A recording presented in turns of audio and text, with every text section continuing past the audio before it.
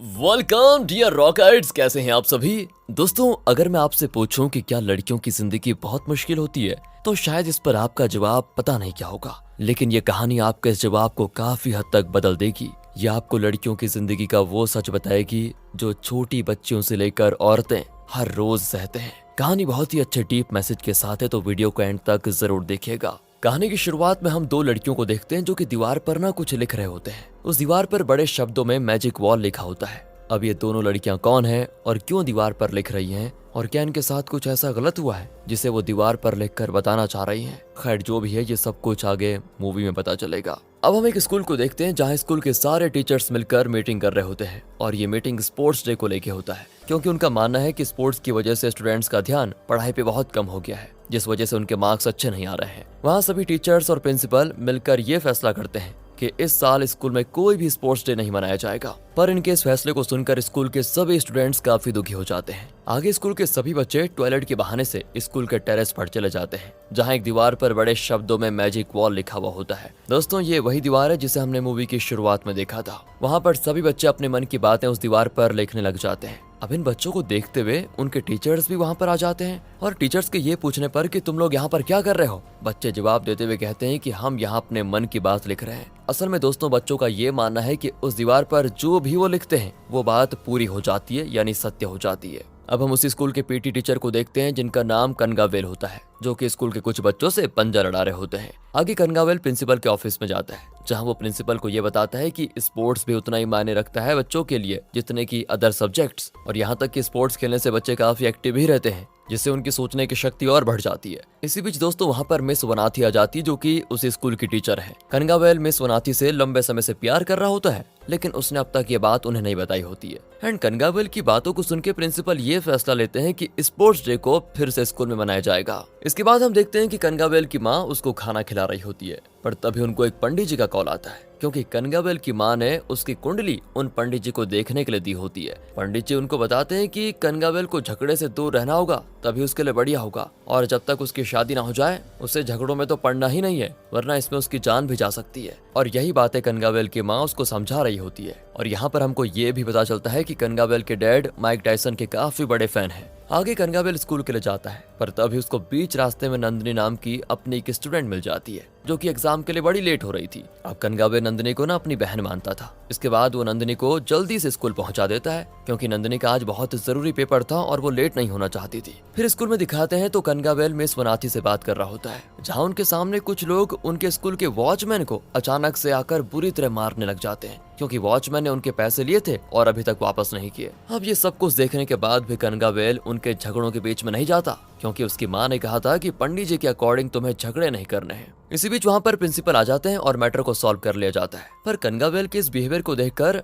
Miss Vanathi उससे पूछती है कि तुम उन लोगों को मार क्यों नहीं रहे थे, तुम तो पीटी सर हो, तुम्हें गार्ड को बचाना चाहिए था। अब कनगावेल भी वनाथी से कहता है कि देखो, मैं कोई हीरो नहीं हूँ और ना ही मुझे झगड़े में पड़ने का कोई शौक है। उसी वक्त दोस्तों, वहाँ पर एक आदमी आके कनगावेल से कहता है कि तुम्हें चेयरमैन बुला रहे हैं। फिर वो चेयरमैन के ऑफिस में जाता है, जहाँ चेयरमैन उसकी काफी तारीफ करते हैं उसके इस मैजिक वॉल वाले आइडिया को लेके। असल में दोस्तों, कनगावेल ने ही मैजिक वॉल इस दीवार पर लिखा होता है। ऐसा उसने इसीलिए किया था क्योंकि कई बच्चे जो किसी भी तरह की सैडनेस या डिप्रेशन में हो, वो यहाँ पर आकर उस चीज को लिखवाएं और फिर टीचर्स उसको पढ़ के उन बच्चों की मदद कर पाए। अब चेयरमैन कनगावेल को बताता है कि तुम्हारे इस आइडिया की वजह से हमारे स्कूल की रेपुटेशन काफी बढ़ चुकी है। इस यूनिक आइडिया को लेकर हमारे स्कूल की हर जगह तारीफ हो रही है, बताया तुम्हें। अब दोस्तों, आगे हम देखते हैं कि कनगावेल टीवी देख रहा होता है। तभी वहाँ पर नंदिनी के पिता आ जाते हैं। वो कनगावेल से कहते हैं कि नंदिनी अभी तक घर नहीं आई और उसका फोन भी बंद आ रहा है, कुछ पता है क्या तुम्हें? फिर ये सुनते ही कनगावेल नंदिनी के पिता के साथ नंदिनी को ढूंढने के लिए निकल जाता है। तभी उसकी माँ उसे इस वक्त भी कहीं जाने से मना कर देती है, पर इस बार वो अपनी माँ की बात को नहीं सुनता और नंदिनी को ढूंढने के लिए चला जाता है। आगे कई देर तक ढूंढने के बाद उन्हें नंदिनी कहीं नहीं मिलती,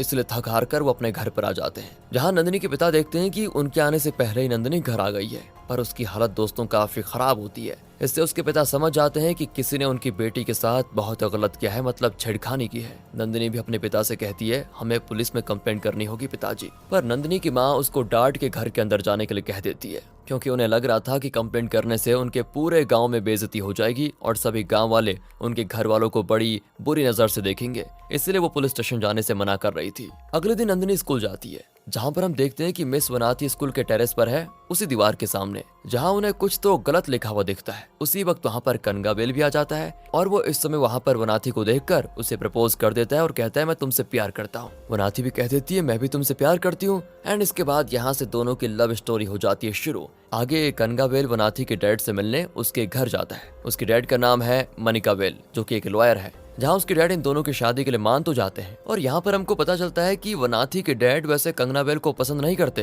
पर फिर भी वो इनकी शादी के लिए मान जाते हैं क्योंकि वनाथी कंगनाबेल से प्यार जो करती है। तो आगे देखते हैं कि कंगनाबेल के मॉम डैड पंडित जी के पास जाते हैं, जहाँ पंडित जी उनको बताते हैं कि कंगनाबेल की जिंदगी में असली समस्या तो अब शुरू होने वाली है। अब ये सुनकर तो उसके मॉम डैड काफी डर जाते हैं, भाई क्या हो गया। पंडित जी भी जल्दी से कहते हैं कि एक काम करिए, शादी करवा दीजिए इसकी। और आगे हम देखते हैं कि कंगनाबेल और वनाथी के परिवार वाले मिलकर दोनों की शादी फिक्स कर देते हैं और दोनों मिलकर अपनी सभी जान पहचान वालों में अपनी शादी का इनविटेशन कार्ड बांट देते हैं। जहां वो एक दिन इनविटेशन कार्ड बांटकर रात को घर लौट रहे होते हैं, उसी वक्त बीच रास्ते में नंदिनी को देखते हैं जो कि स्कूल जा रही होती है। अब ये देखकर उनको ये बात थोड़ी अजीब भी लगती है कि इतनी रात को स्कूल कौन जाएगा।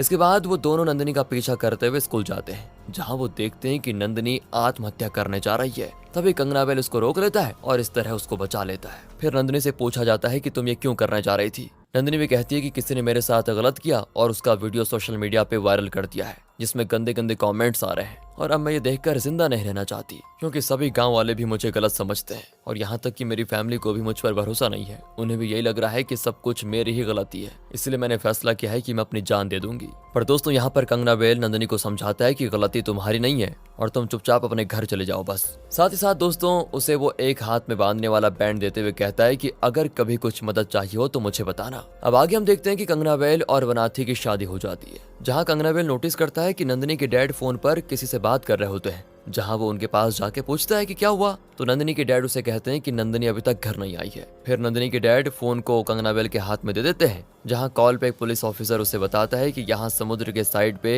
एक 21 साल की लड़की की बॉडी मिली है जो कि मर चुकी है, पर यह कंफर्म नहीं है कि वो नंदिनी होगी। जिस पर दोस्तों वो अपनी शादी को छोड़ के नंदिनी के डैड के साथ वहाँ पर जाता है, ये देखने के लिए कि वो लड़की कौन है जो मर चुकी है। जहाँ जाके उनको पता चलता है कि वो लड़की कोई और नहीं बल्कि नंदिनी ही है और यहाँ उसका चेहरा पूरी तरह जला हुआ होता है। लेकिन अब सोचने वाली बात है कि उनको कैसे पता चला कि ये लड़की नंदिनी है, क्योंकि चेहरा तो जला हुआ था। तो इसका जवाब यह है कि वो दोनों उसके हाथ में एक बैंड को देखते हैं, जो कि वही बैंड था जो कंगनाबेल ने उसको कुछ समय पहले दिया था। एंड इससे वो समझ पाते हैं कि ये बॉडी नंदिनी की है। हालांकि उन्हें यहाँ पर काफी हद तक ऐसा भी लगता है कि नंदिनी ने आत्महत्या की है, क्योंकि इससे पहले भी उसने आत्महत्या करने की कोशिश की थी। और ये बात यहाँ पर कंफर्म भी हो जाती है, क्योंकि उन्हें वहाँ पर नंदिनी की डेड बॉडी के हाथ में एक लेटर मिलता है। अब एक ऑफिसर उस लेटर को अपने साथ लेके जा रहा होता है, तो उसी वक्त कंगनाबेल उस ऑफिसर को फॉलो करने की सोचता है और उसके पीछे जाने लग जाता है। आगे हम देखते हैं कि वो पुलिस ऑफिसर उस लेटर को एक आदमी को चुपके से दे देता है और वो आदमी कोई और नहीं, कंगनाबेल के स्कूल का चेयरमैन ही होता है, जिसके बदले वो उस ऑफिसर को कुछ पैसे भी देता है और चुपके से कंगनाबेल ये सब कुछ देख रहा होता है। अब वहां से कंगनाबेल सीधा चेयरमैन के ऑफिस में जाता है, जहां वो चेयरमैन को बताता है कि मैंने देख लिया था, तुमने ऑफिसर को लेटर के बदले पैसे दिए, तुम चुपचाप सच बता दो कि क्या बात है। जहां चेयरमैन कहता है कि नंदिनी ने अपने लेटर में उसकी मौत का कारण मुझे बताया है। और यहाँ पर दोस्तों हम समझ पाते हैं कि चेयरमैन ने नंदिनी के साथ कुछ न कुछ गलत तो जरूर किया। फिर चेयरमैन कंगनाबेल के सामने उस लेटर को जला देता है और कहता है कि तुम्हें जो करना है कर लो, तुम मेरा कुछ नहीं बिगाड़ सकते हो। तभी कंगनाबेल गुस्से में चेयरमैन को मारने लग जाता है। इसी बीच वहाँ पर स्टाफ आकर उसको रोक लेते हैं, जिसके बाद कंगनाबेल चला जाता है। आगे सभी मिलकर नंदिनी का अंतिम संस्कार करते हैं। सभी लोग काफी दुखी होते हैं। फिर हम देखते हैं कि कंगनाबेल अपनी फैमिली के साथ होता है, जहाँ वनाथी और उसके डैड भी होते हैं। तभी वनाथी के डैड कंगनाबेल की बहादुरी देखकर उसे अब पसंद करने लग जाते हैं। वहाँ वो उसको ये भी कहते हैं कि तुम्हें किसी से डरने की जरूरत नहीं है, मैं तुम्हारे साथ हूँ। कुछ समय के बाद चेयरमैन अपने पीए के साथ नंदिनी के घर पर आता है, जहाँ उसका पीए नंदिनी की फैमिली वालों को जबरदस्ती कुछ पैसे देता है और साथ ही साथ कहता है कि बच्चों की जिम्मेदारी आज से मैं संभालूंगा। हालांकि उसकी फैमिली वाले कोई जवाब नहीं देते इस पर। उसी वक्त दोस्तों हमको ये भी पता चलता है कि नंदिनी की डेथ केस को भी बंद कर दिया गया है,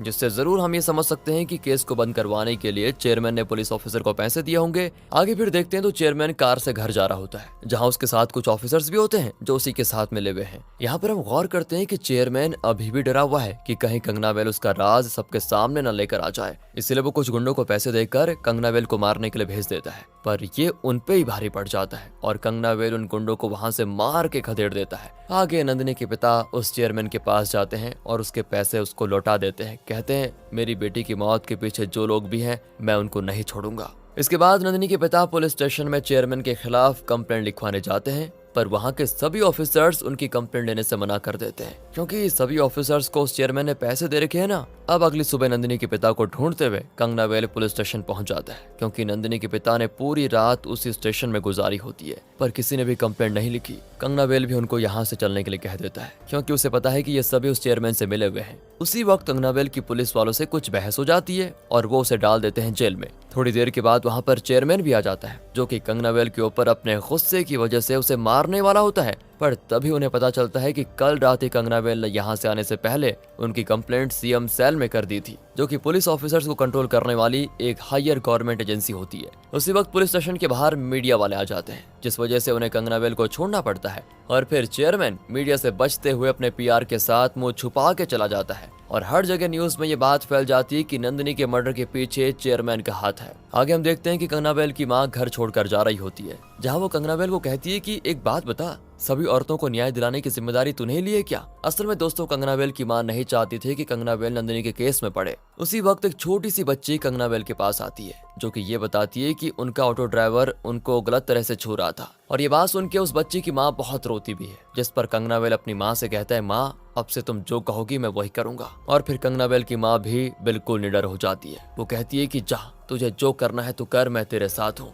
मैं तुझे कभी नहीं रोकूंगी। और दोस्तों इसके बाद तो कंगनावेल उस बच्चे के ऑटो ड्राइवर को बुरी तरह मारता है और इससे वहां पर सभी लोग बड़े खुश भी होते हैं। अब हम देखते हैं कि चेयरमैन काफी परेशान रहता है क्योंकि अब फैसला कोर्ट में जाने वाला है और कोर्ट ही डिसाइड करेगा कि कौन गिल्टी है। जहां नंदिनी की तरफ से वनाथी के पिता एडवोकेट मनी केवल इस केस को लड़ रहे होते हैं, जहां पोजीशन में यानी कि चेयरमैन का केस आथिरल अरुणाचलम नाम की एक बड़ी क्रिमिनल लॉयर लड़ रही होती है। तो केस की सुनवाई के पहले दिन मनी केवल के पास नंदिनी के केस से रिलेटेड कुछ खास एविडेंस नहीं होता। वहीं दूसरी तरफ अपोजिशन लॉयर कुछ झूठे गवाहों को पेश करके ये साबित कर देती है कि चेयरमैन इनोसेंट है, उसने कुछ नहीं किया। पर मनी केवल कोर्ट से रिक्वेस्ट करता है कि उन्हें एविडेंस के लिए एक दिन और दिया जाए, जिस पर दोस्तों कोर्ट एक दिन का टाइम दे देता है। तो केस की सुनवाई के दूसरे दिन मनी केवल कोर्ट के सामने एक एविडेंस पेश करता है कि जिस दिन नंदिनी का मर्डर हुआ था उस दिन नंदिनी के मर्डर से 10 मिनट पहले नंदिनी को चेयरमैन के फार्म हाउस से कॉल आया था। अब इस पर चेयरमैन की लॉयर के पास कोई जवाब नहीं होता, तो वो भी कोर्ट से एक दिन का टाइम मांगती है। आगे हम देखते हैं कि कंगनावेल और मनी केवल साथ में बैठ के चाय पी रहे होते हैं। तभी कंगनावेल को चेयरमैन का कॉल आता है, जहां वो कंगनावेल से ये कहता है कि अगर मैं केस जीत गया तो तुम्हारी फैमिली वालों को नहीं छोड़ूंगा। और अब आता है केस की सुनवाई का आखिरी दिन, जहां चेयरमैन की लॉयर 3 लड़कों को कोर्ट में पेश करती है, जहां वो तीनों लड़के कोर्ट में झूठी गवाही देते हैं कि नंदिनी उन तीनों लड़कों के साथ चीट कर रही थी और उन्होंने चेयरमैन के फार्म हाउस से कॉल किया था, जिसके बाद उन्होंने नंदिनी को बुलाकर मार दिया। तीनों आगे ये भी कहते हैं कि हम तीनों चेयरमैन के फार्म हाउस पर ही काम करते हैं, नंदिनी हमको चीट कर रही थी इसलिए हमने उसको मारकर पानी में फेंक दिया। यहाँ कंगनावेल के पास इसके जवाब में कुछ खास एविडेंस तो नहीं होता, इसलिए कोर्ट इस केस का फैसला सुनाने जा रही होती है। तभी कंगनावेल कहता है कि मुझे कुछ कहना है। वहाँ वो ये बताता है कि नंदिनी उस रात जब स्कूल से खुद अपनी जान देने जा रही थी तो वनाथी और उसने नंदिनी को बचाया था, जहां नंदिनी ने उनको ये बात बताई कि वो चेयरमैन के पास गई थी। दोस्तों हुआ ये था कि चेयरमैन को ऐसा लग रहा था कि नंदिनी के उस गंदे वीडियो की वजह से उनके स्कूल की रेपुटेशन खराब होगी, तो उसी वक्त चेयरमैन नंदिनी पर बुरी नजर डाल देता है और ये कहता है कि इसका एक ही रास्ता है, बस तुम मेरे साथ एक रात बिताओ, उसके बाद तुम्हारी उस वीडियो का कोई फर्क नहीं पड़ेगा स्कूल पर और तुम आराम से रह सकती हो, कोई तुम्हें स्कूल से नहीं निकालेगा उसके बाद। और दोस्तों ये सारी बातें बाहर बैठी हुई स्टाफ सुन रही होती है, पर चेयरमैन के डर से उसको चुप रहना पड़ता है। आगे रात में नंदिनी को चेयरमैन का कॉल आता है वहीं पर, जहां चेयरमैन उसको अपने फार्म हाउस पे आने के लिए कह रहा होता है और उसके बाद नंदिनी अपनी जान देने जाती है, जहां कंगनावेल उसको बचा लेता है। फिर आगे कंगनावेल के कहने पर नंदिनी चेयरमैन को फार्म हाउस पर आने के लिए हाँ कह देती है। यहाँ जज कंगनावेल से कहता है कि तो इससे क्या प्रूव होता है, तुम्हारे पास तो कोई एविडेंस है ही नहीं। उसी वक्त दोस्तों कंगनावेल एक ऐसा एविडेंस पेश करता है जिसको देखकर सबके होश उड़ जाते हैं और वो एविडेंस कोई और नहीं खुद नंदिनी होती है। नंदिनी को देखकर सभी चौंक जाते हैं क्योंकि नंदिनी तो पूरी तरह जिंदा है। यहाँ पर हमको पता चलता है कि उस रात नंदिनी कनगावेल और वनाथी, इन तीनों ने मिलकर चेयरमैन की सच्चाई सबके सामने लाने के लिए एक प्लान बनाया। इसमें उनके साथ वनाथी के पिता भी शामिल थे। उस रात वो लोग मॉर्चरी में जाकर एक डेड बॉडी को नंदिनी के कपड़े पहनाते हैं और वही बैंड उस डेड बॉडी के हाथ में पहना देते हैं जो कि कंगनावेल ने नंदिनी को दिया था, और फिर उस डेड बॉडी को जलाकर पानी में फेंक देते हैं ताकि इससे सभी को ये मैसेज जाए कि जब उनकी बेटियां उन्हें बताती हैं कि उनके साथ गलत हुआ है, तब उन्हें अपनी बेटियों के साथ खड़े रहकर गुनहगारों के खिलाफ एक्शन लेना चाहिए, ना कि अपनी बेटियों को शांत करना चाहिए, क्योंकि इससे वो दुख में अपनी आत्महत्या करने जाती हैं। साथ ही में कंगनावेल ने ये डेड बॉडी का प्लान इसीलिए बनाया था ताकि जब सबको ये पता चले कि ये डेड बॉडी नंदिनी की है तब इन्वेस्टिगेशन हो और ये चीज सबके सामने आए कि चेयरमैन नंदिनी को हैरेस कर रहा था। हालांकि उसका ये प्लान तो बहुत पहले ही फेल हो गया था, क्योंकि करप्ट पुलिस ऑफिसर्स ने इन्वेस्टिगेशन की ही नहीं, लेकिन तब भी नंदिनी ने जज के सामने सब कुछ बता दिया और अब सच सबके सामने है। जहां जज सच जानने के बाद चेयरमैन को 7 साल की सजा देता है और दूसरी तरफ कोर्ट का टाइम वेस्ट करने के लिए